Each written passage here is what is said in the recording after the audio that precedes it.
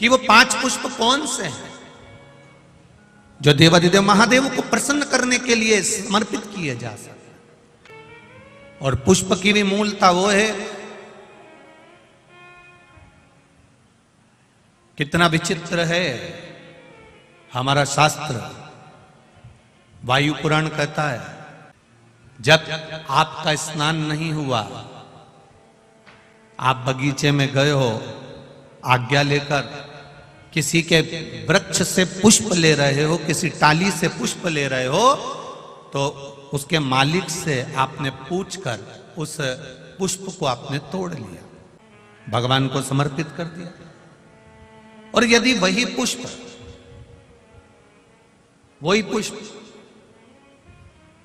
आप बिना पूछे, जिसका बगीचा है, जिसका पौधा है, जिसका पेड़ है, उससे तुमने पूछा ही नहीं, और तुमने तो सोचा हाँ सवेरे सवेरे कौन देख रहा है, फूल तोड़ा लिया और शंकर जी को चढ़ा दिया। तो शिव महापुराण की कथा कहती है ये पुण्यता का कार्य नहीं है, यह पाप कर्म की शुरुआत हो जाती है, इसमें सुख का अनुभव नहीं होता। थोड़ा आप लोगों को भले बुरा लग सकता है कि हम दूसरे के पेड़ से फूल तोड़ कर ला रहे हैं, या तो आपको उस पेड़ वाले से हम दूसरे के बगीचे से पुष्प लेकर आ रहे हैं, या तो उस बगीचे वाले से हम दूसरे के यहाँ से पुष्प लेकर आ रहे हैं। उस पुष्प जिसके बगीचे से ला रहे हो, जिसके पौधे से ला रहे हो, जिसके वृक्ष से ला रहे हो, शंकर भगवान को फूल चढ़ाने का भी नहीं है आपके पास में, तो आप एक चावल का दाना चढ़ा दो, पर अपना चढ़ाओ। शंकर जी को अगर फूल चढ़ा रहे हो तो आप पहले सामने वाले से पूछो कि आपके बगीचे से मैं रोज फूल तोड़ सकती हूँ, आपके यहाँ पेड़ से मैं आप पुष्प ले सकती हूँ। अगर वो कह दे हाँ हमारे यहाँ तो लगे ही रहते हैं, तुम्हारा मन करा करे तोड़ लिया करो, तुम्हारा मन करे उतार लिया करो और भगवान को चढ़ा दिया करो, तो वो पुष्प जब आप शिव जी को चढ़ाओगे तो आपको जीवन में एक आनंद की अनुभूति होगी और आपके कार्य सफल होना प्रारंभ हो जाएंगे अपने आप। पर यदि हमने चोरी कर कर चुपचाप से जाकर पुष्प को चुरा लिया, बगीचे से निकाल लिया, और तुमने सोचा मैं भगवान का श्रृंगार करूंगी, मैं भगवान को सजाऊंगी, मैं भगवान का अलौकिक श्रृंगार करूंगी, तो उसमें पुण्यता का भाग नहीं आता महाराज, उसमें सुख का अनुभव नहीं होता, उसमें आनंद का अनुभव नहीं। मैंने तेरे ही भरोसे बाबा, तेरे ही भरोसे हवा बिच उड़ती जावांगी, बाबा डोर हटो छठी राम कटी जावांगी, भोले मैं तेरी पतंग, शंभो मैं तेरी पतंग, हवा बिच उड़ती जावांगी, बाबा डोर हथो छठी राम कटी जावांगी। हमने शिव को समर्पित करा, हमने देवाधिदेव महादेव को समर्पित करा, और विश्वास रखकर जो दिया गया है, भाव रखकर जो दिया गया है, चोरी कर कर नहीं, छुपा कर नहीं। यहां तक शिव महापुराण की कथा कहती है एक लोटा जल अगर लेकर शंकर जी के मंदिर में जा रहे हो तो अपने बल पर, अपने दम पर, अपने आनंद में जाओ, अपने विश्वास के साथ जाओ, अपने भरोसे के साथ जाओ। जाते हो आप लोग शिव जी के मंदिर में जल चढ़ाने? कितने लोग जाते हैं? जरा हाथ उठाओ। सभी जाते हो? धर लो, धर लो, वापिस धर लो, धर लो, धर लो। बोलबम का नारा है, आवाज नहीं आई, जरा दमदारी से बोली है, बोलबम का नारा है। बस आपका जो हाथ अपने जल चढ़ाने का उठाया ना, उससे समझ में आ गया कि आप सब इकट्ठे और भोले जी के पट्टे, समझ में आ गया हो, समझ में आ गया। शिव तत्व को जाना यार, जाओ उसके मंदिर तक, जाओ उसकी चौखट तक, उसके दरवाजे तक। जब हम उसकी चौखट तक, उसके दरवाजे तक, उसके मंदिर तक जाते हैं, उसके द्वार तक पहुंचते हैं, तो कभी ना कभी तेरे मंदिर में आना मेरा काम है और मेरी बिगड़ी बनाना तेरा काम। कभी ना कभी वो भी अपने दरवाजे तक दौड़ कर आता ही है, ये निश्चित है।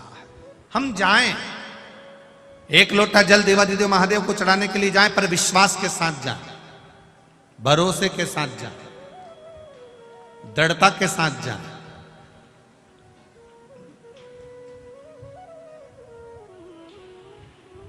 शिव महापुराण की कथा कर रही, देवराज नाम का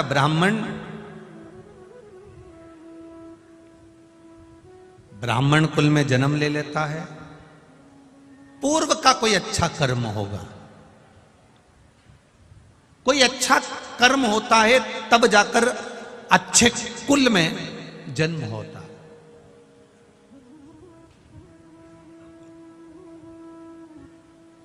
अब अच्छा कुल शिव महापुराण की कथा कहती, किसको कहा गया? अच्छा कुल किसको कहते हैं? खूब सारी जमीन है, खूब जोरदार जोरदार गाड़ी है, खूब जोरदार जोरदार बंगला है, सोने की खूब सारी रकम है, ट्रैक्टर ट्राली है, प्रॉपर्टी खूब है, प्लाट मकान फैक्ट्री खूब है, इसको अच्छा कुल कहते हैं क्या? अच्छा कुल किसको कहते हैं? जिसके कुल में कोई 7 पीढ़ी में भी एक भगवान का भजन करने वाला पैदा हो जाए तो समझ लो कि वो अच्छा कुल है। धन मूल नहीं है, धन की मूलता नहीं है। धन तो एक नर्तकी, नृत्य करने वाली, धन तो एक कहीं एक नाचने का स्मरण करने वाली भी कमा लेती है, ढेरों की संपदा इकट्ठी कर लेती है, करोड़पति बन जाती है, धनपति बन जाती है, वैभवपति बन जाती है। पर भले उसने धन कमाया, भले उसने सत्ता कमाई, भले उसने सब कुछ कमाया, पर लोग कहते क्या हैं? अरे वो अच्छी नहीं है, वो नारी ठीक नहीं है। कुल की श्रेष्ठता नहीं हो पाती। तुम्हारे यहां गाड़ी रहे, तुम्हारे यहां बंगला रहे, तुम्हारे यहां पर ट्रैक्टर ट्राली रहे, पर तुम्हारे घर में कोई बहू, कोई बेटी, कोई माता, कोई पिता, कोई बेटा, कोई पोता, कोई नाती, कोई पंती, कोई जमाई, कोई बेटी, कोई तुम्हारे 7 पीढ़ी में भी अगर कोई एक भगवान की सेवा में लगा है, मंदिर में लगा है, भजन में लगा है, नहीं मंदिर जाता, फिर भी थोड़ी देर घर में बैठकर राम नाम, कृष्ण नाम, शिव नाम जपता है, नहीं मंदिर जाता, कभी कभी सोमवार की सोमवार मंदिर तक पहुंच जाता है, रोज नहीं जा पाता, कम से कम 5 मिनट शिव की आराधना में लगा है। तुम्हारे घर की कोई बहन बेटी, कोई बहू, कोई पिता, कोई माता, कोई पुत्र, अगर तुम्हारे घर का एक व्यक्ति भी भगवान शिवालय में शंकर भगवान को 1 लोटा जल चढ़ा रहा है, समझ लेना कि तुम्हारा कुल कोई साधारण नहीं, तुम उच्च कुल के आनंद में निवास करने वाले।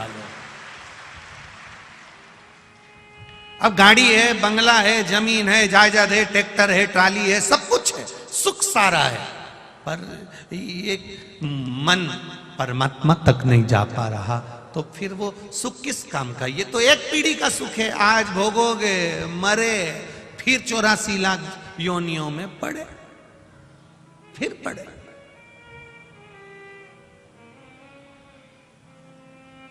ना राम नाम लीनो तूने भरी जवानी में, तू डूब के मर जा रे चुल्लू भर पानी में, तू डूब के मर जा रे चुल्लू भर पानी में। अब ना राम नाम ले पा रहे हो, ना कृष्ण नाम ले पा रहे हो, ना शिव नाम ले पा रहे हो, बस पेड़ की छांव में बैठ गए और निकालो,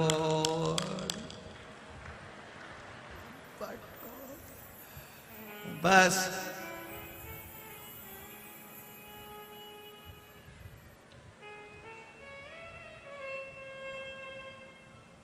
दो लड़के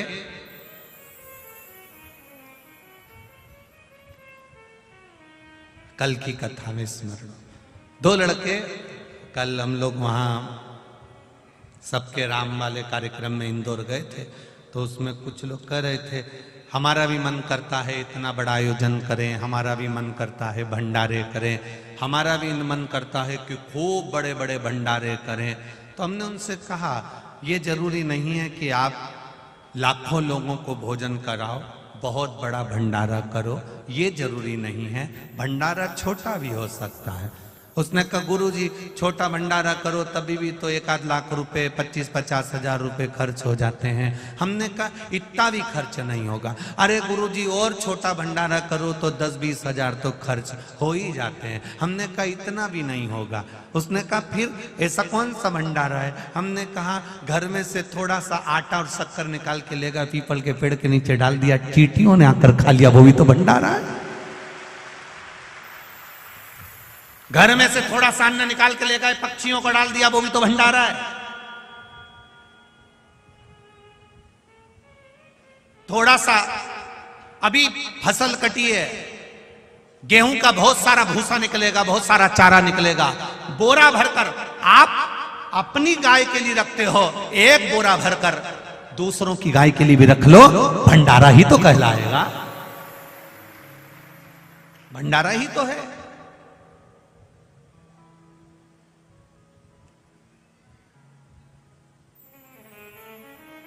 महाराज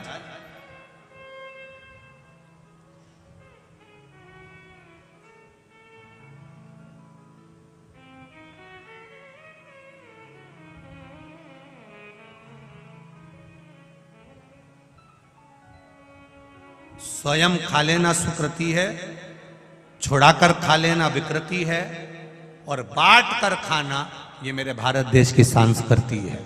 उस संस्कृति में हम जिए। जरूरी नहीं कि आप लाख रुपए खर्च करोगे तो भंडारा होगा। आप पीपल के पेड़ के नीचे बैठ,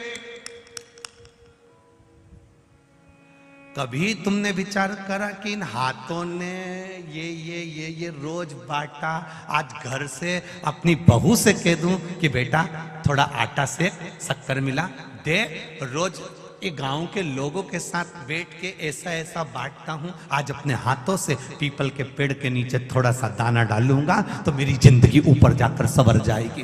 कभी सोचा?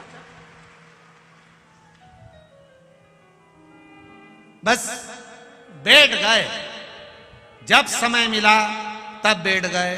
4 बजे पेड़ के नीचे बैठ गए, 5 बजे पेड़ के नीचे बैठ गए, 6 बजे पेड़ के नीचे बैठ गए। पर बैठो, शिव महापुराण की कथा कहती, अभी ग्रेटर नोएडा की कथा में वर्णन करा था, एक चाय, यहां बाहर जाना चाय पीना 5 रुपए की मिल जाएगी, वही चाय छोटा नागदा जाना किसी होटल में बैठकर पीना 10 रुपए में मिलेगी, वही चाय और आगे जाना बेटमा, और बेटमा में किसी वीआईपी होटल में बैठकर पीना 50 रुपए की मिलेगी, वही चाय इंदौर चले जाना 5 स्टार 7 स्टार होटल में जाकर पीना 150-200 रुपए की मिलेगी। चाय वही है, शक्कर वही है, दूध वही है, पानी वही है, आगी में तपाई भी वही है।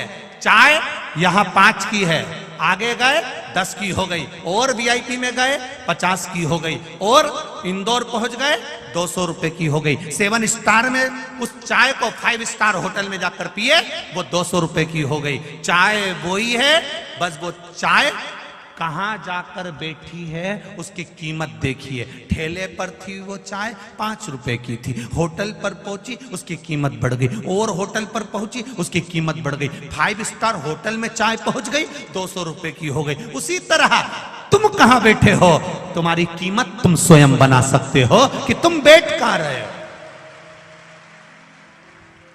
फालतू लोगों के साथ बैठोगे कीमत घटेगी, सत्संग में जाकर बैठोगे, शिव महापुराण में जाकर बैठोगे, राम कथा में जाकर बैठोगे, रामायण में जाकर बैठोगे, सुंदरकांड में जाकर बैठोगे, कहीं अच्छी जगह में जाकर बैठोगे तो तुम्हारी कीमत परमात्मा जानता है कि तू कोहिनूर हीरा है, वो जान लेता है कि इसकी कीमत क्या है। और बैठ जाओ किसी वो मदिरा पीने वालों के साथ, गलत फिर कीमत है? कहीं का भी आएगा नहीं तो गाली से बात करेगा, गाली से। और यहाँ तुम बैठ जाओ कहीं का गाली से बात करके बता दे भला, और साहब कैसा हो, और साहब कैसा हो, आओ साहब, बैठो साहब, आराम से बैठो साहब, कितना कितना सम्मान दे। और तुम वो गलत लोगों के साथ बैठो तो कोई सम्मान दे? यहाँ लोग भजन सुनाए ना, देसी देसी सुना है, तो सम्मान दे तुमको। पहले ही शब्द निकले वहीं डायरेक्ट, गोरे हमारी जगह बैठ गया। और यहां तुम कहीं पर भी बैठ जाओ, श्री शिवाय नमस्तु, यहां जो देगा वो भजन देगा, यहाँ जो देगा वो नाम देगा, यहाँ जो देगा वो राम नाम कृष्ण नाम देगा, यहाँ जो देगा वो भगवान का भजन देगा, और वहां जो देगा वो देसी देसी देगा। अब मन तुम्हारा है कि तुम अपने आप को किस जगह पर ले जाकर बैठाना चाहते हो। कितने दिन की कथा है? बोलो बोलो जम के बोलो जी। और जीजा उन भी बोलो, कितने दिन की है रे? 5 दिन की कथा। अब 5 कर्मेंद्री, 5 ज्ञानेंद्री, इनको सवारने के लिए यह पंच पुष्प शिव महापुराण की कथा है। कोई कितई के आजकल तो तू हमारे पास आके बैठ ही नहीं रिया, उससे कह देना अब आजकल मैं 5 स्टार होटल में बैठ रिया, अब मैं थारे साथ नहीं बैठी रही, अब मैं तो 5 स्टार में बैठ रही, अब मेरे को बस वहां बैठा। क्यों बैठे?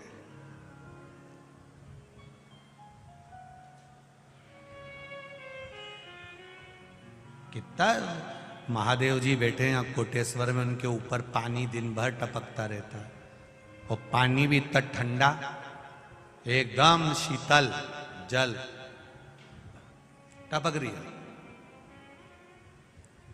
कोटेश्वर के आसपास के लोगों से महादेव जी कह रहे हैं अपने भेजे को ठंडा रखना रे, ठंडा रखना, ज्यादा बड़बड़ मत करना, मेरे जैसे चुपचाप, मैं जैसे बैठा हूं शांति से एक कोने में चुपचाप भेजा ठंडा करके बैठे रहो। क्या होगा उससे? जितना चुप बैठोगे, जितना मौन बैठोगे, कीमत अपनी वाणी की रख कर बैठोगे, तो दुनिया के लोग तुम्हें पूछने के लिए आएंगे। जैसे कोटेश्वर जंगल के अंदर है, पर दुनिया के लोग दूर दूर से यहाँ उनको पूछने के लिए आते हैं। आप चुप रहना सीख गए तो लोग आपसे पूछेंगे काका जी बोल क्यों नहीं रहे, ए बाबा बोले क्यों नहीं, क्यों नहीं बोले रे बाबा, क्यों? ए बना जी तुम बोलो क्यों नहीं बोले? सो क्यों साहब, भैया जी आवाज क्यों नहीं निकले तुम्हारी, क्यों जीजा जी तुम्हारी आवाज क्यों नहीं निकले, क्यों जीजी भाई तुम बोलो क्यों नहीं? जो नहीं बोले उससे कहा जाए कि तुम बोलो क्यों नहीं, और जो बड़बड़ करे जाए तो लोग कह दे भगवान कहां से आई री दादा, ये किनंग से ही के मायका पोछे ही दो रे दादा, इसके पोछा। और जब वो जाए नहीं तो घर के लोग नरियल चढ़ा के भेजे, अब मत आजे री, थारा हाथ जोड़ो अब मत आ। और जो नील, अब जो बोले ही नहीं तो उससे, ओ मेरे भोले नैना तो खोलो, दर्शन करा दो एक बार, दोबारा फिर बस वो बोले नहीं, बोलता। अरे शीश भोले के गंगा विराजे, शीश भोले के गंगा विराजे, शीश भोले के गंगा विराजे, शीश भोले के गंगा विराजे, हाँ गंगा विराजे, गंगा विराजे, ओ गंगा विराजे, गंगा विराजे, ओ शीश भोले के गंगा विराजे, शीश जिस भोले के गंगा विराज। अरे गंगा बहा दो एक बार, दोबारा फिर आऊंगी। अरे गंगा बहा दो एक बार, दोनों हाथों से बड़े प्रेम से। आओगी। ओम मेरे भोले नैना तो खोलो, ओम मेरे भोले नैना तो खोलो। ओम मेरे भोले नैना तो खोलो। ओम मेरे भोले नैना तो खोलो। अरे दर्शन करा दो एक बार, दोबारा फिर आऊंगी। ओ दर्शन करा दो एक बार, दोबारा फिर आऊंगी। दोबारा फिर आऊंगी, दोबारा फिर आऊंगी। दोबारा फिर आऊंगी, दोबारा फिर आऊंगी। ओ दोबारा फिर आऊंगी, दोबारा फिर आऊंगी। दोबारा फिर आऊंगी, दोबारा फिर आऊंगी। अरे दर्शन करा दो एक बार, दोबारा फिर आऊंगी। अरे दर्शन करा दो एक बार, दोबारा फिर आऊंगी। बड़े आनंद से, भाव से, दोनों हाथों से।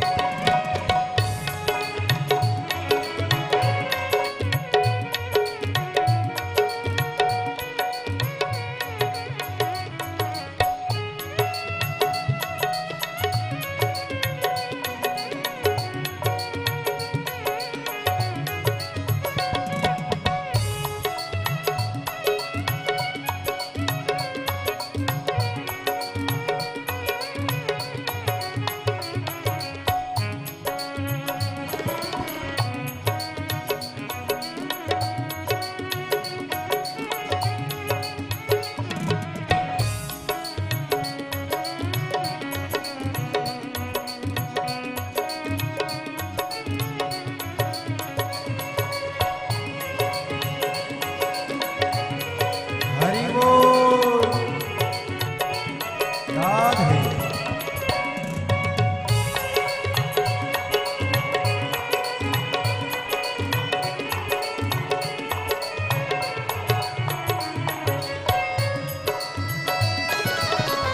राधे। जय हो।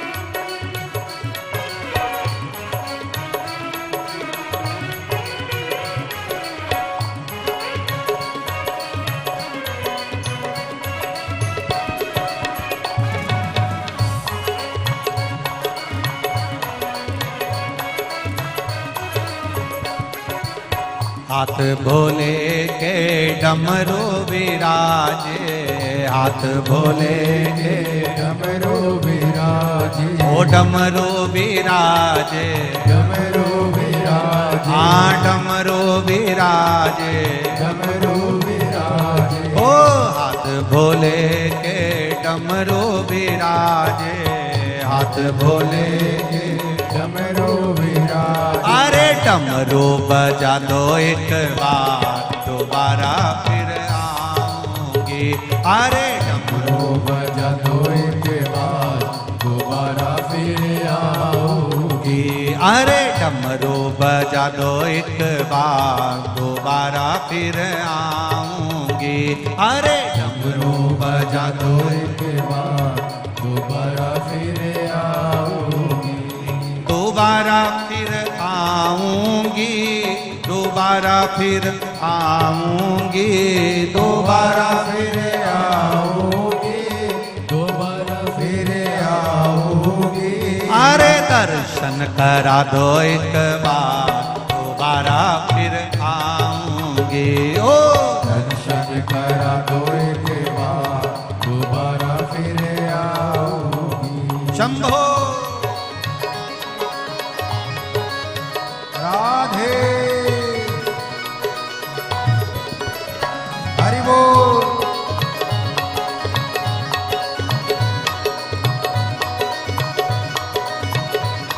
हे शंभो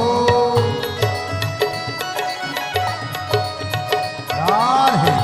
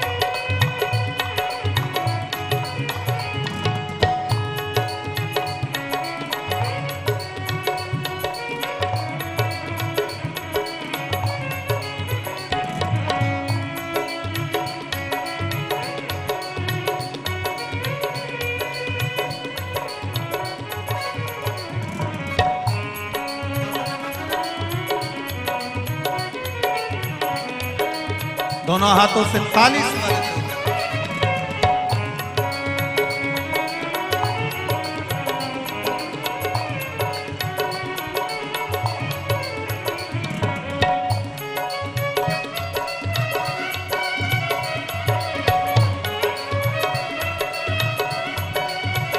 जय हो।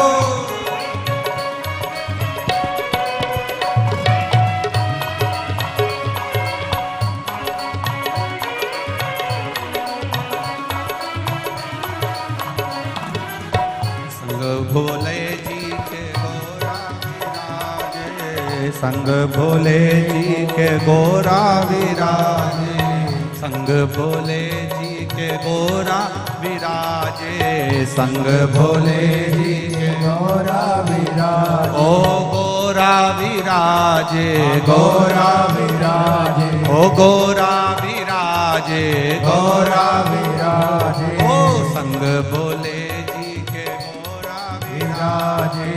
संग भोले जी के गोरा विराज। ओ दर्शन करा दो एक बार, दोबारा फिर आऊंगी। ओ दर्शन करा दो एक बार, दोबारा फिर आऊंगी। अरे दर्शन करा दो एक बार, दोबारा फिर आऊंगी। ओ दर्शन करा दो एक बार, दोबारा फिर आऊंगी।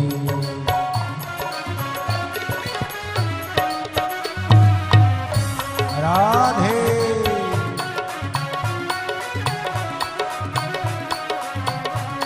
हरि बोल। जय हो भोले शंभो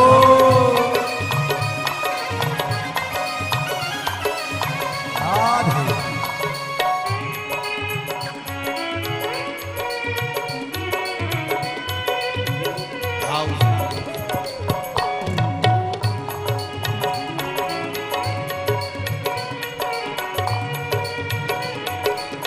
शंभो।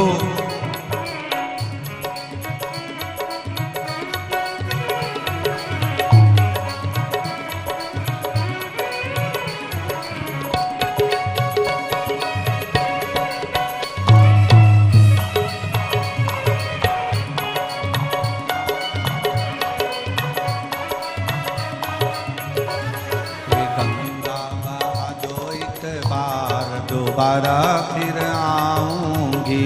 अरे गंगा तो एक बार दोबारा फिर आऊंगी। अरे डमरू बजा दो एक बार दोबारा फिर आऊंगी। ओ डमरू बजा दो एक बार दोबारा फिर आऊंगी। हर हर महादेव। अपने स्थान पर बैठकर भगवान शिव की चोंगे जैसी आवाज आ रही है, उसको सेट करो ना बाबा। भगवान शिव की अविरल भक्ति का स्मरण करते हुए भगवान शंकर के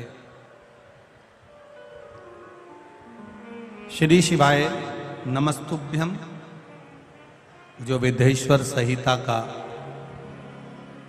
एक आनंदमय श्लोक है, उसको अपने मुख से स्मरण करते हुए आप सभी को ज्ञात होगा कि इस शब्द को बोलकर अपने हृदय की बात, अपने दिल की बात देवादिदेव महादेव से अपने को कहना है, जिससे बाबा देवादिदेव महादेव कृपा करें। और जो झोलियां आप लोग लेकर आए हो, मेरा महादेव आपकी झोली खुशियों से भरकर भेजे, ये भावों से आप बाबा से निवेदन करें, दिल से कहें। बाबा को दिल से प्रार्थना करें। श्री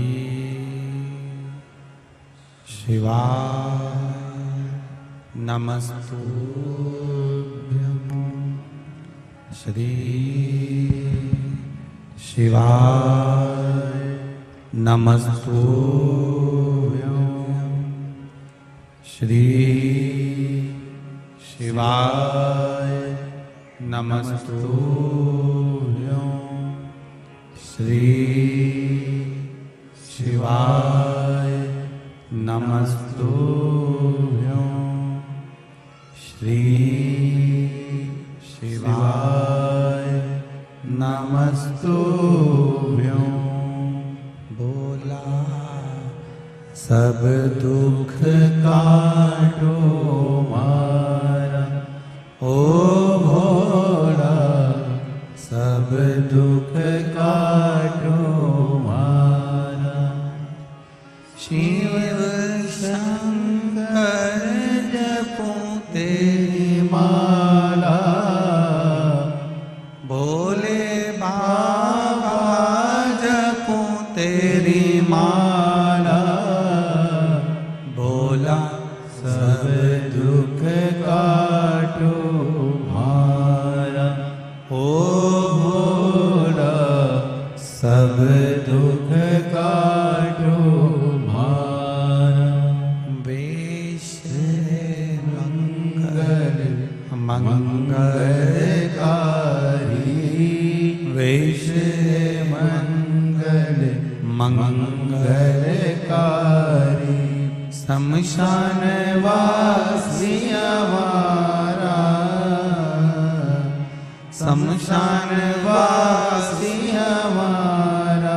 ओ भोला सब दुख काटो मारा, ओ भोला सब दुख काटो मारा। शिव पुराण कह रहे हैं, भगवान शंकर का संवाद कर रहा है। देवराज ब्राह्मण कुल में जन्मा जरूर है, ब्राह्मण कुल में उसका जन्म जरूर हुआ, पर ब्राह्मण कुल से वो वंचित है। ना वेद पढ़ना, ना शास्त्र पढ़ना, ना भगवान का भजन करना, ना कीर्तन करना, न मंत्र जाप करना, न स्मरण करना। कभी किसी मंदिर में जाकर एक दिया तक देवराज ब्राह्मण ने नहीं लगाया।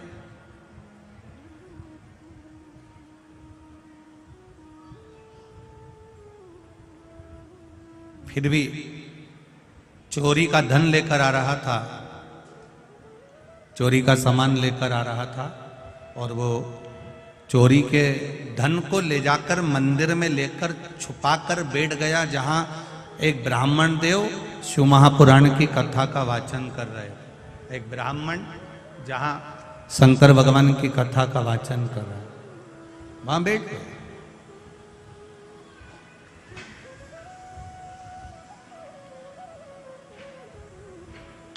शरीर में ताप था, शरीर में बुखार था, और जब शरीर में ताप पड़ रहा था, बुखार पड़ रहा था, शरीर ठीक नहीं था,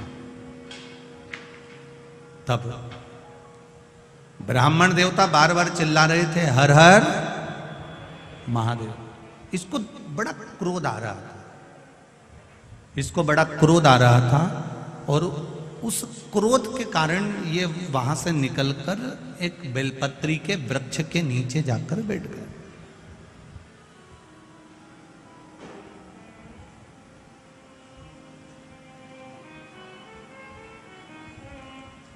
एक बेलपत्री के वृक्ष के नीचे जाकर जैसे ही बैठा, शरीर में कष्ट होने के कारण इसके प्राण छूट गए। यम के दूत इसको बंदी बनाने के लिए आ गए, और जब यम के दूत इसको बंदी बनाने के लिए आए तो इतने में देवादिदेव महादेव के गण भी वहां आकर खड़े हो गए। यमदूतों के साथ इसको ले जाने नहीं दिया, यमदूतों के साथ इसको ले जाने नहीं दे रहा। कारण इसने शंकर भगवान के गणों से पूछा कि मैंने जिंदगी में केवल पाप करा, ब्राह्मण के घर में जन्म लेने के बाद भी मैंने कभी ब्राह्मण कर्म नहीं करा, ना रामायण पढ़ी, ना भागवत पढ़ी, ना शिव पुराण, ना कभी एक दिया लगाया, ना कभी भजन करा, ना कभी कीर्तन करा, ना कभी मंत्र जाप करा, ना कभी नाम जाप करा।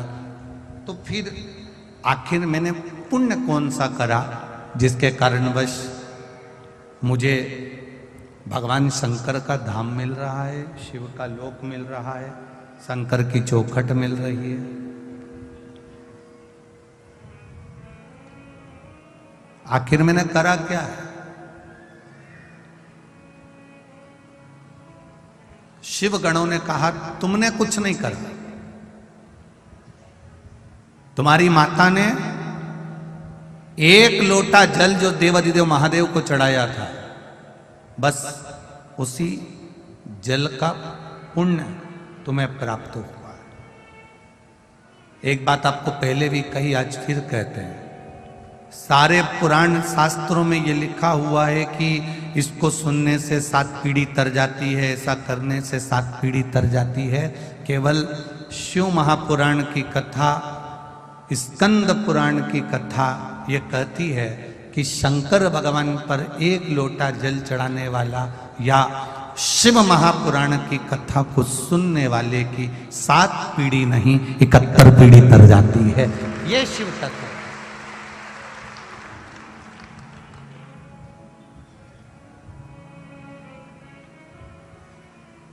और कितना एक कथा सुनने के लिए बहुत घनी आबादी में आप लोग बैठकर कथा नहीं सुन रहे हो। कथा सुनने के लिए आप देखा जाए तो जो शंकर जी का मंदिर एकांत में है कोटेश्वर, एकदम अलग जंगल में आनंद के साथ मेरे महादेव विराजमान है। ऐसे देवादिदेव महादेव की एकांत में, आपको पहले भी कथा में कहा, जहां बाबा आराम से बैठे हों और वहां ये शिव महापुराण की कथा सुनने को मिल रही है, तो अपने दिल की बात भी कहकर जाना, वो दिल से दे भी देगा। दिल से कहो।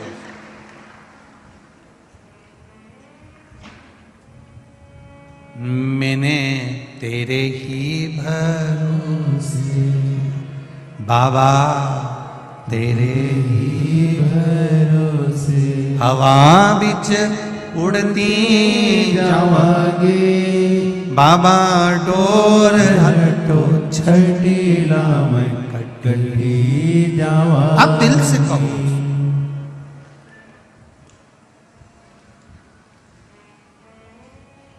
देवराज भगवान का भजन कर कर आनंद पाकर शिव धाम को चले गए।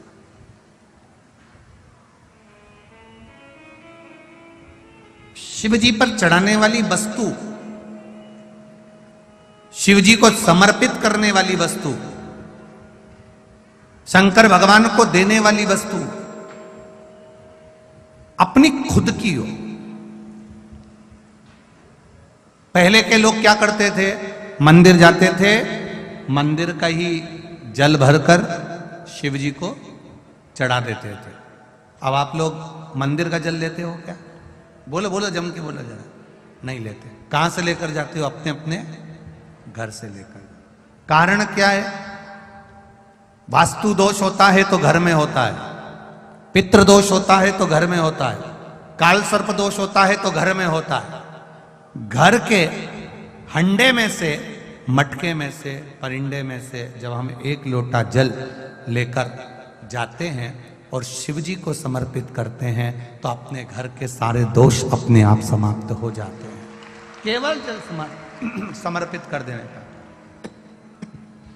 केवल जल चढ़ा देने पर सारे दोष मिट जाते हैं, सारे दोष। भगवान शिव ओगड़दानी, त्रिकालदर्शी, कैलाशी, अविनाशी, मेरा देव अधिदेव महादेव, करुणा करने वाला, अपना खुद का एक बहुत सुंदर संवाद शिव महापुराण के अंतर्गत आता है, पुष्पदंत की कथा।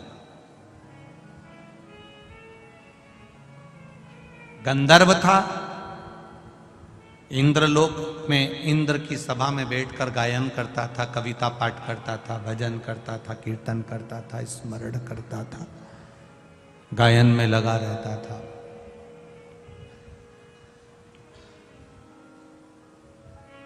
एक बार उसके मन में आया कि पृथ्वी पर मैं जरा भ्रमण कर कर आता हूं, पृथ्वी घूम कर आता हूं।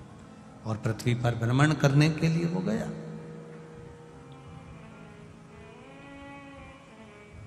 फूल, पंच पुष्प, शिव महापुराण की कथा है। फूल चढ़ाने से पहले फूल चढ़ाने का तरीका आना चाहिए। फूल चढ़ाने से पहले कौन से पुष्प आप देने जा रहे हो, वो फूल कहां से लेकर आए हो, उसका तरीका आना चाहिए। भले आपके पास में पुष्प नहीं है, आपने मंदिर कई पुष्प चढ़ाया तो उसका भी तरीका आना चाहिए।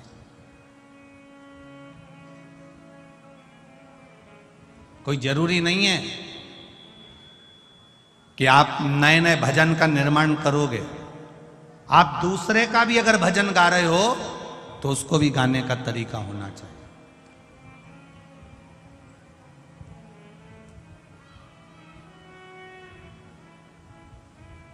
पुष्पदंत गंधर्व है और गंधर्व के साथ में उसको वर प्राप्त है कि ये दिखेगा नहीं, ये दिखेगा नहीं, और ये कुछ भी कार्य करेगा तो लोगों को दिखेगा नहीं। इसकी वाणी नहीं दिखे, सुनाई नहीं देगी, इसके शब्द नहीं सुनाई देंगे, ये सामने दिखेगा नहीं। ये पुष्पदंत गंधर्व की कथा है।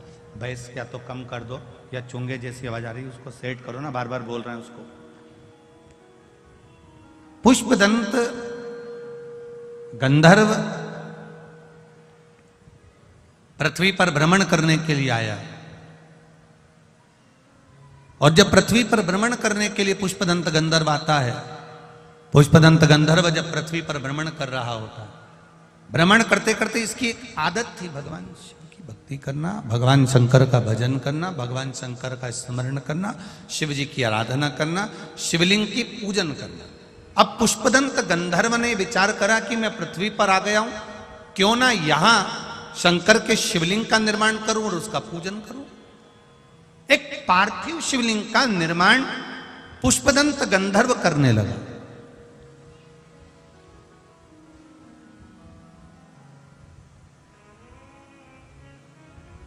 और पार्थिव शिवलिंग का निर्माण कर कर उसका पूजन करता, कहीं से फूल पत्ती मिल जाते समर्पित कर देता। एक बार उसके मन में आया कि चलो जरा मैं भ्रमण कर कर आता हूं। भ्रमण करते करते करते करते राजा चित्ररथ के सुंदर उद्यान में, सुंदर बगीचे में पहुंच गए। कभी कभी आप भी जाते जाते रास्ते में किसी का पौधा देख लेते हो, किसी का पेड़ देख लेते हो, किसी का बगीचा देख लेते हो, किसी की वस्तु देख लेते हो, आपके भीतर भी वो भाव जागृत हो जाता है कि ये अच्छा फूल है, मैं भगवान के लिए तोड़ लेती हूँ। अभी नवरात्रे चल रहे हैं, लाल कलर का वो फूल होता है ना, तो लोग किसी के भी पेड़ से, किसी के भी बगीचे से, किसी के यहाँ से भी तोड़ कर ले आते हैं, देवी जी को चढ़ा देते हैं, बड़े प्रेम से पल्लू वल्लू लेके खुश होके। तुम सोचती हो कि देवी मैया प्रसन्न हो गई, देवी जी कह रही हैं अरे यो चोटी,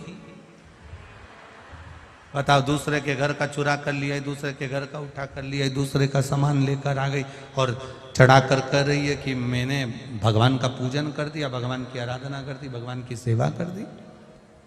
ना ना, जिसे अपने घर का एक लोटा जल लेकर जा रहे हो, अगर किसी के यहां तुमने पूछ लिया कि हमें आपके बगीचे का फूल ले जाएं, वो आज्ञा दे दे तो ले जाओ।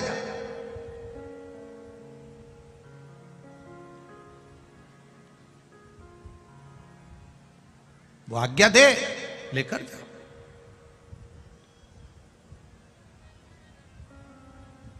आज्ञा होने के बाद में फूल शिव जी को चढ़ा रहे हो तो वायु पुराण कहती है, वायु पुराण वर्णन करती है। आप लोगों को तो मालूम होगा, आप लोग क्योंकि सब कोटेश्वर के पास के हो, तो आप लोगों के तो स्मरण में होगा कि शंकर भगवान को या देवताओं को जो पुष्प चढ़ता है, उस फूल को अगर कोई पेड़ पे से, डाली पे से तोड़ा जाता है तो नहाकर नहीं तोड़ते। भगवान को चढ़ने वाले पुष्प को बिना नहाए तोड़ा जाता है। नहाकर पुष्प नहीं तोड़ा जाता।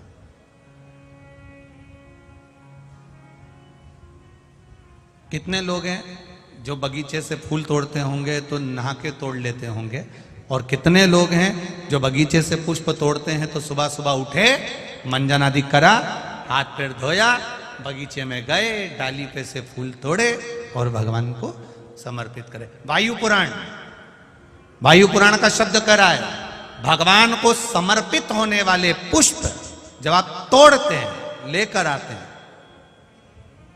और पुष्प का एक नियम है, पुष्प धोया भी नहीं जाता। पुष्प को पानी में धोते नहीं, जैसा डाली से मिला है बस उसको लिया, रख दिया। जब आप पूजन करने के लिए बैठे और पूजन के समय पर उस पुष्प को तुमने उठाकर भगवान को समर्पित किया, भगवान को चढ़ाया, भगवान को समर्पित करना प्रारंभ करा। अब आप लोग कहेंगे गुरुजी शरीर बासी है, शरीर हमारा, बताओ हम स्नान करें नहीं है और स्नान नहीं करे और फूल तोड़ लिया तो वो फूल अशुद्ध नहीं हो गया? वो फूल शुद्ध ही नहीं हुआ। वायु पुराण कर रही है, वायु पुराण वर्णन कर रही है भगवान को चढ़ने वाला पुष्प जब हम डाली पे से उतार कर लेकर आते हैं और लाकर हम भगवान के पास में कहीं स्थान पर रख देते हैं, और स्नान करने के बाद जब हम शंकर भगवान को याद, कोई भी, राम जी को, कृष्ण जी को, ठाकुर जी को, देवी जी को वो पुष्प जब समर्पित करते हैं तो उससे ना जाने कितने कितने दोष हमारे जीवन के समाप्त हो जाते हैं। ये वायु पुराण वर्णन कर रहे हैं। ना जाने कितने कितने दोष हमारे समाप्त हो जाते हैं। ये वायु पुराण कर रहे हैं, ये वायु पुराण। अब पुष्पदंत गए, देखते देखते चित्ररथ राजा के बगीचे में प्रवेश कर गए। अब चित्ररथ राजा के बगीचे में प्रवेश कर, बड़ा सुंदर बगीचा था, बड़ा सुंदर, देखकर मन में उमंगता आ गई कि मुझे इसमें से पुष्प तोड़ना। राजा चित्ररथ के बगीचे में प्रवेश कर गए, बिना पूछे, बिना जाने, बिना बात करे, बस बगीचे में गए और फूल तोड़कर, पत्तियां तोड़कर लेकर आ गए और लाकर उन्होंने भगवान शंकर को समर्पित करना प्रारंभ किया।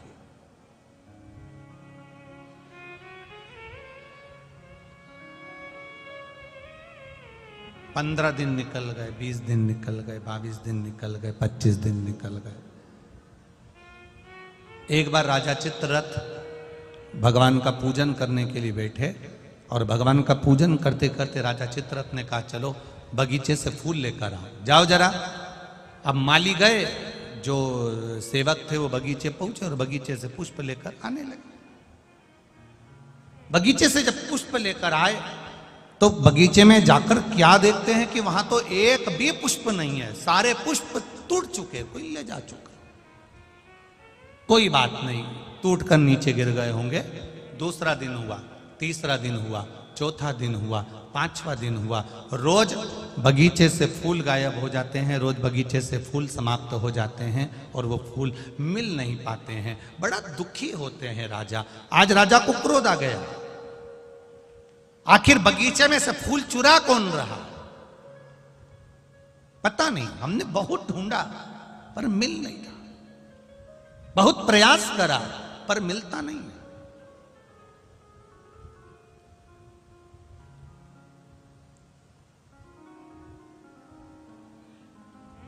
दूसरे दिन दूतों को बगीचे में चुपचाप से बिठा दिया गया, पर पुष्पदंत गंधर्व को तो वर मिला हुआ था, पुष्पदंत गंधर्व को आशीर्वाद मिला हुआ था कि ये दिखेगा नहीं, इसकी वाणी सुनाई नहीं देगी, इसके चलने पर इसके कदम की आवाज नहीं आएगी, इसको तो वर था।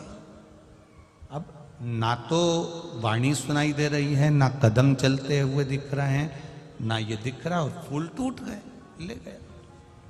राजा को क्रोध आ गया। चित्ररथ राजा ने विचार करा कि मेरे यहां से रोज फूल जा रहे हैं, पकड़ाई में नहीं आ रहा, तो अब करूं क्या? राजा चित्ररथ भी शिव जी की उपासना करता था, भगवान शंकर का भजन करता था, शिव जी की आराधना में डूबा रहता था। आज उसने विचार करा, शंकर जी पे से चढ़ा हुआ निर्माल्य बेलपत्र उठाया जाए और शिव जी पे से चढ़ा हुआ निर्माल्य उठाकर, बेलपत्र उठाकर बगीचे के आसपास में डाल दिया जाए।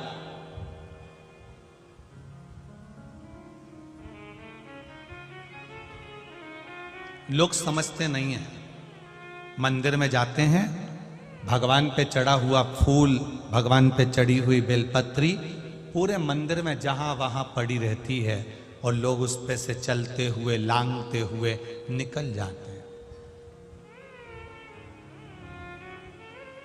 पंच पुष्प शिव महापुराण की 2 बातें अपनी जिंदगी में उतार कर रखना। यदि कोई बड़ा रोग अपने जीवन में नहीं चाहते हो, इस मुख को जिंदगी भर शुद्ध चाहते हो और इस मुख में कभी कोई बड़ी बीमारी नहीं चाहते हो, तो 2 बातें अपनी जिंदगी में उतार कर रखना। एक, भगवान के पड़े हुए निर्माल्य पर कभी लांगा ना जा। दूसरा, अपने मुख में पान खाकर, गुटखा खाकर या कोई वस्तु खाकर जो मंदिर के लिए रास्ता जा रहा हो, भगवान की कथा के लिए रास्ता जा रहा हो, भगवान के द्वार पर रास्ता जा रहा हो, वहां अपने मुख से थूका ना जाए। जितने लोग पार कर कर जाते हैं उतना दोष आपको लग जाता है और आपका जीवन नष्ट हो जाता है।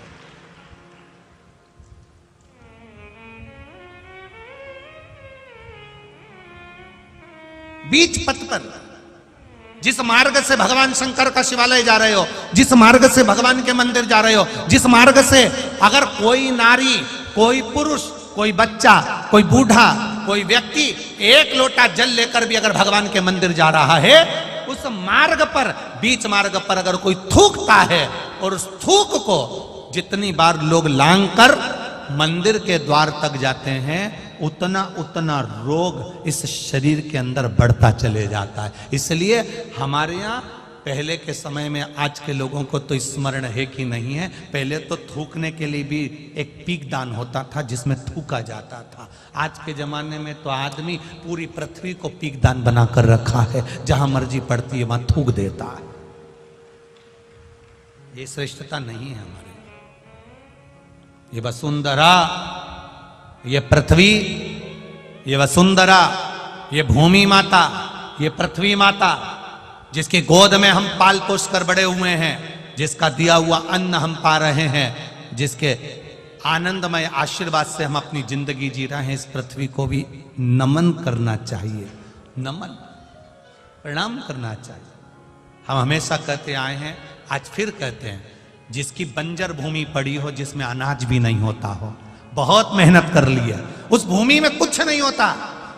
लोगों ने कह दिया इस भूमि में कुछ नहीं होता, ये जमीन बेकार है, ये जमीन बेकार है, ये जमीन बेकार है। आपसे निवेदन करना चाहेंगे, किसी मंदिर का निर्माल्य जो शिव जी पर चढ़ा हो, इकट्ठा हो गया हो, उस मंदिर के निर्माल्य को एकाग्रित कर लो, डलिया में भर लो, और पूरे भूमि पर उस निर्माल्य का खाद बनाकर, उस पूरी जमीन पर आप उस निर्माल्य के खाद को थोड़ी थोड़ी दूर पर इतना इतना खड्डा खोद कर बाबा के उस निर्माल्य को डालना प्रारंभ करिए।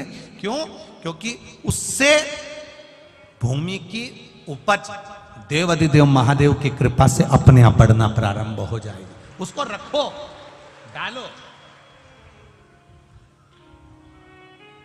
सभी जगह पर नहीं, कुछ स्थान चिन्हित कर लो कि हाँ ये बमूल का पेड़ है, इसके नीचे मैंने रख दिया, ये पीपल का पेड़ है, इसके नीचे मैंने रख दिया। उस निर्माल्य का एक बाबा से निवेदन कर कर, बाबा बस आपको लेकर जा रहा हूं, ये समझो कि आप मेरी भूमि को उपजाऊ आप बना सकते हो, मेरे जीवन को धन्य आप बना सकते हो। उससे दो फायदे होंगे। क्या? एक, निर्माल्य जो इकट्ठा होता है, लोग उसको ले जाकर नदी में डाल देते हैं, नदी में डाल देने से नदी दूषित हो जाती है, नदी में प्रदूषण हो जाता है। तो वो निर्माल्य जब आप जमीन में ले जाकर गाड़ोगे, डालोगे, तो नदी भी शुद्ध होगी और भूमि में भी उसकी खाद बनकर उस भूमि पर भी उसका शुद्धता का भाव जागृत होगा। अब करो उससे, आप कहो,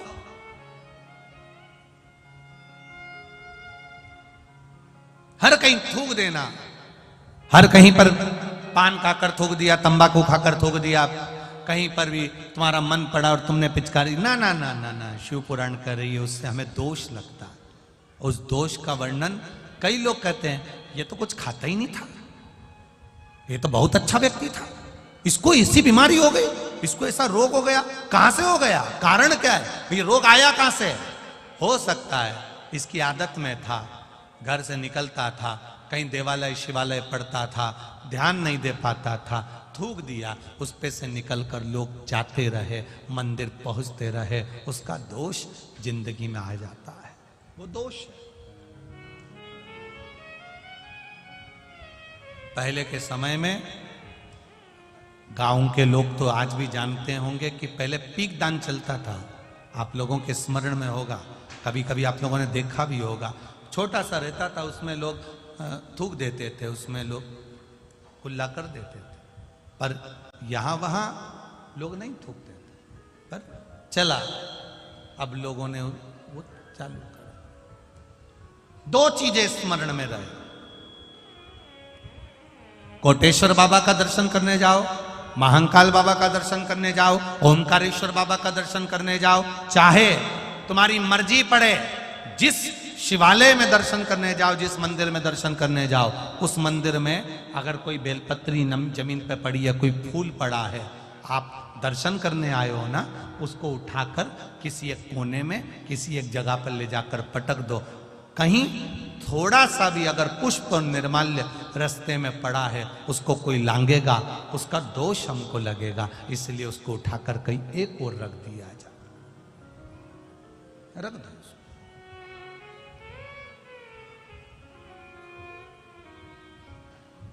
हम तो यहां तक कहते हैं, किसी मंदिर में पुजारी जी बैठे हैं, पंडित जी बैठे हैं, कोई आया दर्शन करने के लिए, आप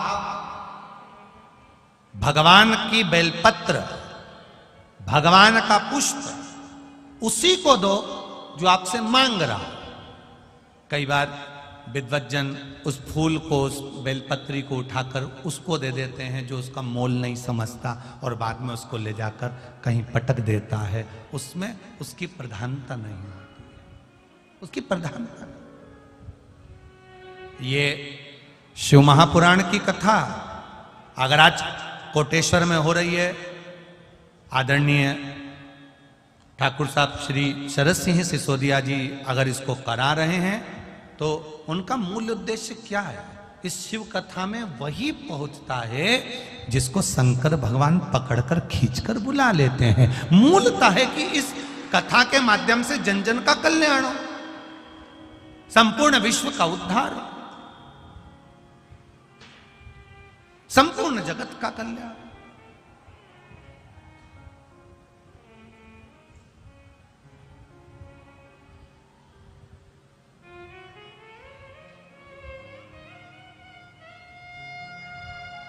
कल कोई कह रहा था, गुरुजी ये कथा क्या कोई राजनीतिक उद्देश्य से हो रही है?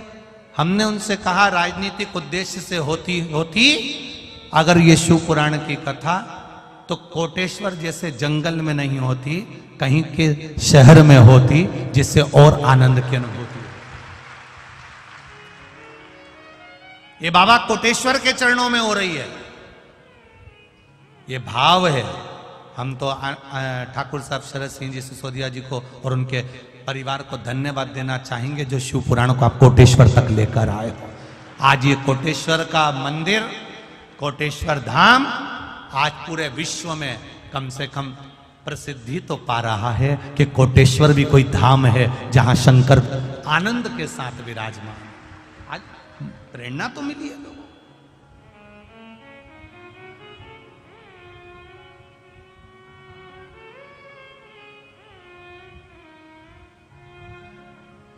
आज सब जगह पर, हर जगह पर लोग किसी न किसी रूप में धार्मिक क्षेत्र को प्रगति की ओर लेकर जा रहे हैं। सिसोदिया जी आपको धन्यवाद जो आप इस कोटेश्वर क्षेत्र को इस कथा के माध्यम से प्रगति की ओर लेकर जा रहे हैं, उसके लिए साधुवाद है हमारा। साधुवाद का बहुत बहुत साधुवाद। शिव कथा जीवन का एक आनंद तत्व है, जीवन का एक लक्ष्य तत्व। पुष्पदन निर्माल्य चारों तरफ। देखो, निर्माल्य भी दो चीजों में कार्य कर जाता है, एक रक्षा के लिए, एक अपने कार्य की सफलता के लिए।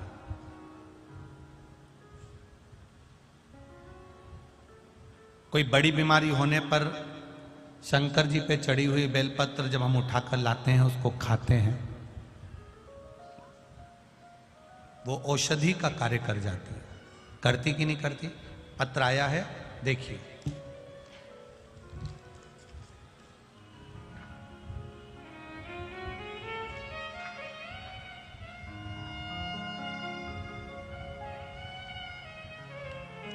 मेरा नाम विनीता अजय शेलार, गांव ढोलाना, तहसील बदनावर, जिला धार से हूं। मेरा मोबाइल नंबर ये है। कहीं बैठी हो तो हाथ हिलाइएगा, कहीं बैठी हो तो हाथ हिलाइएगा, जहां कहीं बैठी हो। अच्छा, इधर है क्या? हाथ हिला दे सर। श्री शिवाय नमस्तुभ्यम। मेरा नाम विनीता अजय शेलार, गांव ढोलना, तहसील बदनावर, जिला धार से हूं। मेरा मोबाइल नंबर ये है। गुरुदेव, एक लोटे जल का मैं क्या वर्णन करूं। मेरी एक बेटी है जो मुझे ऑपरेशन से हुई थी, उसके बाद में संतान का सुख रुका। घर के लोग कहने लगे कि इसको तो कभी संतान होगी नहीं, पुत्र होगा नहीं। लोग ताने पर ताना देते रहे। गुरुदेव, मैंने भी आपकी कथा 2020 में टीवी पर सुनी और विश्वास जागा कि बाबा से अपने दिल की बात टीवी के सामने बैठकर कहती हूं। सियोरवाला महाराज कहते हैं कि आप जहां बैठकर कथा सुन रहे हो वहीं बैठकर बाबा से प्रार्थना करो। श्री शिवाय नमस्तुभ्यम जब बोला जाता था, मैं भी बाबा से कहती थी मुझे भी संतान का सुख देना, एक पुत्र दे देना। सारे लोग ताना देते हैं, ऐसी कृपा कर देना। गुरुदेव, बाबा की कृपा से मेरा गर्भ ठहरा, पर गर्भ तो ठहरा, साथ में कोरोना महामारी आ गई। कोरोना महामारी में मैं बीमार पड़ गई, कोरोना हो गया। उससे बाबा ने मुझे गर्भ में बच्चा है और मुझे बचा लिया। बचाते बचाते जब 8 महीने का गर्भ आ गया तब डेंगू हो गया। डेंगू हुआ, डेंगू होने पर मुझे बरनागर ले गए, रतलाम ले गए, पर बाबा की कृपा से बड़ी मुश्किल से बची। गुरुदेव, बाबा ने कृपा करी। सबने, डॉक्टरों ने हाथ ऊंचे कर दिए कि इसको डेंगू है शरीर में और बच्चा गर्भ में है, ये बच्चा ठीक नहीं होगा, इसका जापा ठीक नहीं होगा, इसकी डिलीवरी ठीक नहीं होगी। छोड़ दिया, रतलाम ले गए। रतलाम के हॉस्पिटल में भी डॉक्टरों ने मना करा कि डेंगू के चलते हुए बच्चे का जन्म कैसे कराए, और साथ में इसको बीमारी भी बहुत, क्या करा जाए। पर बाबा के भरोसे एक बेलपत्री शंकर पर चढ़ी हुई साथ ली, हाथ में लेकर हॉस्पिटल में लेकर गए। 6 दिसंबर 2021 को बाबा की कृपा से मैंने जो मांगा था, मेरे यहाँ पुत्र रत्न की प्राप्ति हो गई। बाबा को धन्यवाद देते हैं। और शिव तत्व की प्राप्ति है। बैठिए बहन। श्री शिवाय नमस्तु। ये शिव है। ओ घड़ी एक पत्र और है, बड़ा भाव से आनंद से लिखा।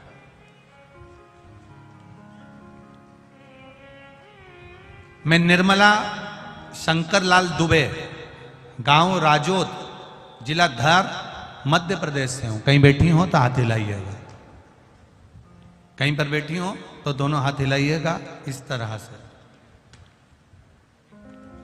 दिख गई क्या? अच्छा, सामने हो, दोनों हाथ हिला दो दीदी। हाँ ठीक है। श्री शिवाय नमस्तुभ्यम। मैं निर्मला शंकरलाल दुबे, गांव राजोद, जिला धार, मध्य प्रदेश से हूं। गुरुदेव, शंकर भगवान का क्या वर्णन करूं। 2019 में हम दोनों पति पत्नी को कोरोना हो गया, बाबा की कृपा से बचे हैं। गुरुदेव, गुरुदेव, मेरी 4 बेटियां हैं। सबसे बड़ी बेटी की शादी को कई साल हो गए थे। हर साल सोचते थे कि इसको संतान हो जाएगी, संतान हो जाएगी। 6 साल निकल गए, 7 साल हो गए, संतान का सुख नहीं था। गुरुदेव, सारे डॉक्टरों को दिखा लिया, सारा इलाज करवा लिया, तो भी संतान का सुख नहीं हुआ। गुरुदेव, आखिरी में सोच लिया कि इसको संतान नहीं होगी, क्योंकि डॉक्टर भी मना कर रहे थे। तब आपने सफेद आंकड़े की जड़ का उपाय बताया। वो सफेद आंकड़े की जड़ शिव जी पर से उतारकर तुम रूका जी का नाम लेकर कमर में बांधना था। बस वही करा और श्री शिवाय नमस्तुभ्यम कहकर शिव जी को जल चढ़ाते, आचमन करते।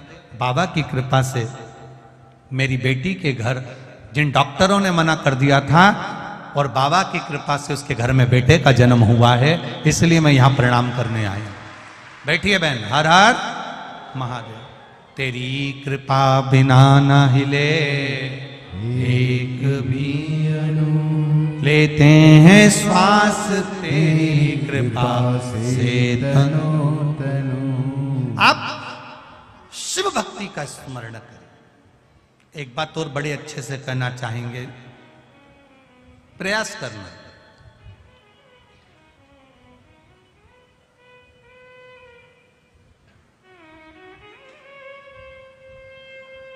जिस कुएं में, जिस बावड़ी में, जिस बोर में,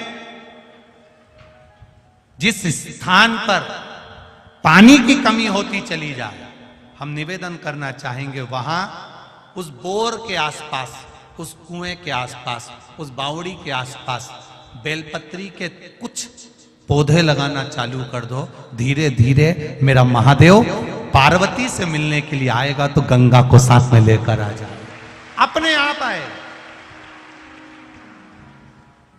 आप प्रयास करिए। अभी तो खैर गर्मी है, पर बारिश में प्रयास करना।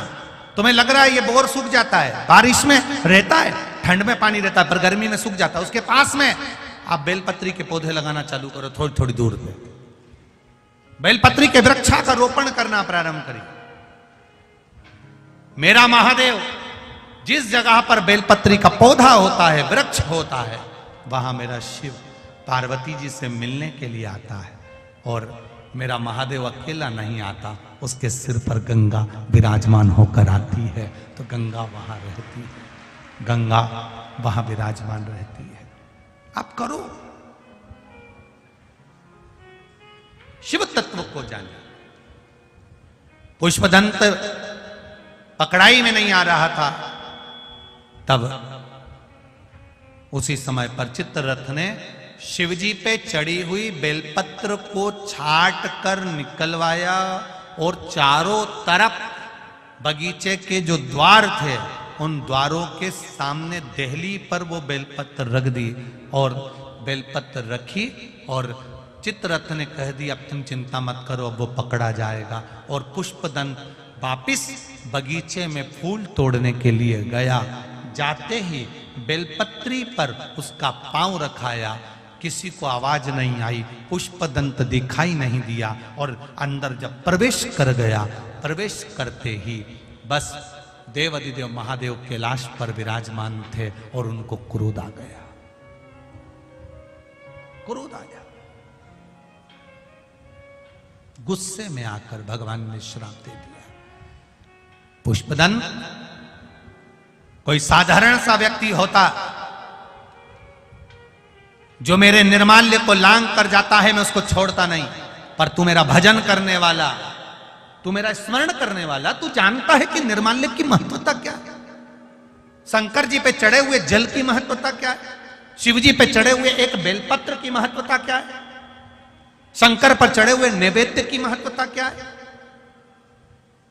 कितना कितना शिव महापुराण की विद्येश्वर संहिता के गीता प्रेस गोरखपुर की अगर आपके पास में शिव पुराण हो तो उसकी विद्येश्वर संहिता के 75 नंबर पेज को निकालना, 75 नंबर पृष्ठ को निकालना, 75 नंबर पेज को निकालकर पढ़ना। उसमें लिखा है, शंकर भगवान की पूजा नारी हो, पुरुष हो, बच्चे हो, कन्या हो, स्त्री हो, वो जिस भाव से शिवलिंग की पूजन करती है, स्पर्श करती है, आराधना करती है, उसका जो मन में भाव प्रकट होता है, भगवान देवाधिदेव महादेव वेद व्यास जी लिखते हैं, शिव पूरा कर देते हैं। जो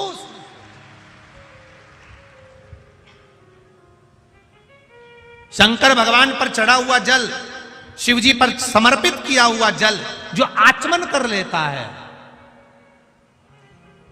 शरीर में कितने भी रोग हो रहे हो, वो रोग धीरे धीरे समाप्ति की ओर जाना प्रारंभ कर देते हैं। समाप्ति।